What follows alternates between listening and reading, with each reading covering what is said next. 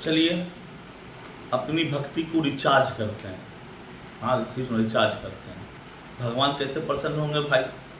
हर कोई चाहता भगवान प्रसन्न हो, दर्शन दें, पूजा करें, फल मिले, लेकिन भगवान तो प्रसन्न होते नहीं हैं। क्योंकि अलग अलग मोबाइलों का अलग अलग रिचार्ज होता है, स्मार्टफोन का अलग रिचार्ज होता है, बेसिक फ़ोन का अलग रिचार्ज होता है। तो अगर सही तरीके से, सही ढंग से अगर भगवान की रिचार्ज नहीं कूपन डालते हैं तो भगवान खुश नहीं होंगे। अब दिखावे में जो भी हो, पूजा पाठ सबका अपनी अपनी नियति, अपनी अपनी भक्ति, अपनी अपनी शक्ति है, वो अलग है। लेकिन भगवान को जैसे आपको जो पसंद है वो खाना मिले तो आप खुश होते हैं, तो भगवान को जो भक्ति, जो नियत पसंद है वो करेंगे तभी तो भगवान खुश होंगे। आप भगवान की अपनी, भगवान की पसंद अपनी है, आप भी पसंद है सब कुछ डालेंगे तो भगवान कैसे पसंद होंगे? कि आप ही पसंद होंगे। आप पसंद हो रहे हैं, पूजा कर रहे हैं, खुद ही खुद खुश भी हो रहे हैं, इतना अच्छा पूजा हुआ। लेकिन भगवान को जो पसंद है वो करेंगे तब भगवान प्रसन्न होंगे। और ये तो समझने वाली सिंपल चीज़ है। ये कहानी समझाते हैं आपको। एक बार कुछ लोग थे, ऑफिस में काम कर रहे थे तो दोस्त के साथ में घूमने जाते हैं। तो बॉस से कहा, दो दोस्त हैं, कि सर हम सोचे तो देवघर घूम के आ जाते हैं, बाबा को बुलाए हैं तो बाबा के दर्शन करके आते हैं। बोले ठीक है भाई, जाओ दर्शन करके आओ, ये लो 1100 रुपया लो, 1100 रुपया बाबा को हमारी तरफ से चढ़ा देना। और अगला खुश हो गया, चलो छुट्टी भी मिल गई। हाँ, सब खुश हो गए, तभी तो 1100 चढ़ाने के लिए दिए हैं, हम चढ़ाएंगे भगवान को जाके। और अगला चल पड़ा। सावन का महीना, बहुत भीड़, कांवरिया यहाँ वहाँ सब कोई जा रहे थे। उस टाइम सालों पहले की बात है, इतना डेवलपमेंट भी शायद रास्ते में ना था, इतने सारे आश्रम थे वहाँ पे। कोई भी अपने चले जा रहे हैं, बहुत से कांवरिया मिले, साधु मिले, सन्यासी मिले, एक दूसरे का साथ होते हुए, महादेव का गाना गाते हुए, हर हर महादेव का बोली करते हुए वो देवघर की ओर चल पड़ा। रास्ते में कभी खाना मिले, कभी नहीं मिले। बहुत सारे सन्यासी भी थे, साथ में थे, हर हर महादेव, बम बोला, हर हर महादेव, चल कांवरिया की नारा लगते हुए वो सब जा रहे थे। और एक वक्त, एक शाम ऐसा आया जब देखा गया कोई आश्रम ना होने की वजह से सारे साधु सन्यासी भूखे थे और उनके खाने पीने का कोई इंतजाम नहीं था। ये बड़ा असमंजस में था कि क्या किया जाए। तो सब पैदल आ रहे थे, भूख प्यास लगेगी और भूख प्यास लगना भी लाजमी है। सारे साधु सन्यासी भूखे प्यासे और ऐसे जगह ठहरे, रात हो चुकी थी, तो कोई आश्रम या कहीं खाने का इंतजाम नहीं हुआ। फिर दोनों दोस्त ने सोचा, यार क्या करें यार, इतने पैसे भी तो नहीं है, बॉस ने दिया है 1100 रुपया, क्या करें। तब क्या, गांव टाइप का जगह था, तो उन लोगों ने क्या किया, उसी में से 1000 रुपया खर्च करके वहाँ पे साधु सन्यासियों को भोजन करा दिया। साधु सन्यासी का भोजन हो गया, खुशी हो गई, चलो आशीर्वाद दिया, चलो बच्चा आप लोगों का भला हो, साधु को खाना खिलाए, वो सब हुआ है, तो खुश हो गए। करते करते सारे पहुँच गए देवघर में। बाबा को जल ढाला गया, बाबा का आशीर्वाद मांगा गया।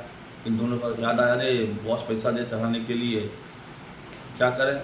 तो महादेव से हाथ जोड़ के विनती करते हैं, हे महादेव, हे मेरे प्रभु, हे दानी अवघर, बॉस ने तो 1100 रुपया दिया था, ये सच है, लेकिन 1000 रुपया मैंने साधुओं को खाना खिला दिया क्योंकि भूखे तरफ रहे थे और हमारा उसको रास्ता भी नहीं था, उससे देखा नहीं गया, 1000 रुपया वहाँ खिला दिए। कि प्रभु 100 रुपया बचा है, उसे आप ग्रहण कर ले और हमसे हमारी गलती क्षमा करें, और बॉस ने जो दिया था वो मेरे पास जो बचा है उसे आप स्वीकार करें। स्वीकार करके जल चढ़ा के हर हर महादेव बोल के, बेलपत्ता फूल जो था सब करके आराम से चल दिया अपने घर की ओर। गया, जा ही रहा था कि जाने में कुछ टाइम लगता है, बगल में तो है नहीं। तो बॉस को सपना आया, अरे तुम्हारा आदमी आया था, पूजा किया, अच्छा लगा और 1000 रुपया मुझे चढ़ा दिया। 1000 रुपया मैंने तुम्हारा स्वीकार कर लिया है और तुम लोग खुशी संपन्न रहो ऐसे ही सब कुछ चलता रहे। अब बॉस तो नींद में था, सपना आया, ठीक है, नींद खुल गया उसका। नींद खुल के सोचने लगा, अरे क्या बात हो गई, 1000 रुपया चढ़ा तो दिया, बेईमान तो नहीं बोल सकता, वो 1000 रुपया चढ़ा दिया, तो ऐसी क्या परेशानी होगी उसको जो 100 रुपया खर्च कर दिया। अब कौन सी परेशानी होगी, तो चिंता का भाव होने लगा उसको। ये तो खुशी हो गई, मैं बंदा ईमानदार था, मैंने पैसा दिया, पैसा चढ़ा दिया। अब सोच रहा सिर्फ 100 रुपया किस इमरजेंसी में खर्च किया, ऐसा क्या हो गया, रास्ते में ठीक ठाक है कि नहीं है, वो अलग अलग भावनाओं में बहने लगा। फिर ठीक 2 दिन बाद आ गया, स्टाफ आया, प्रणाम उन्नाम किया, पैसा वसा दिया। तो बॉस ने पूछा, सब पैसा चढ़ा दिया सब कुछ? इसने सोचा हाँ बोल दो, चढ़ा तो पैसा मैंने, हाँ बोल दूंगा तो ना झूठ होगी ना पाप लगेगा। इसने कहा हाँ प्रभु, मैंने सर प्रसाद आपने जो दिया था मैंने भगवान को अर्पित कर दिया, ताकि झूठ भी ना हुए, पाप भी ना बने। तो इसने कहा अरे भाई चढ़ा तो तू दिया, 1000 रुपया ही क्यों चढ़ा दिया? 100 रुपया क्या हो गया था बेटा, कोई इमरजेंसी हो गई थी, क्यों परेशान हो गया था, कहाँ लग गया?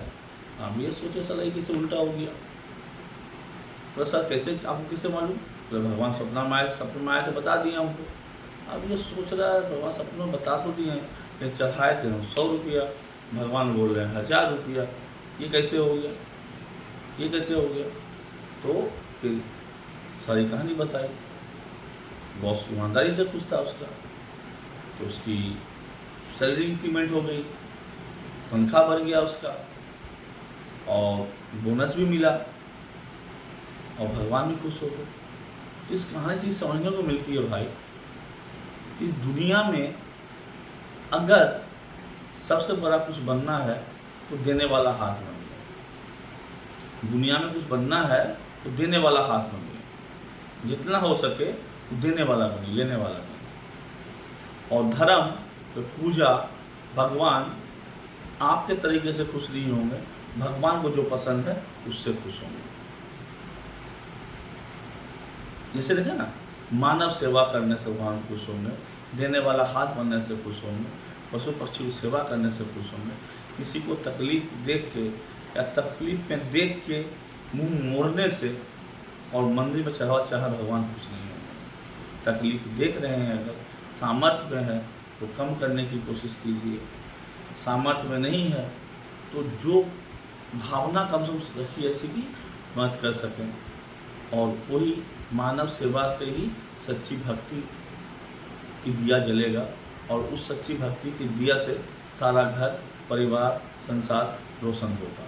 जय महाकाल, हर हर महादेव।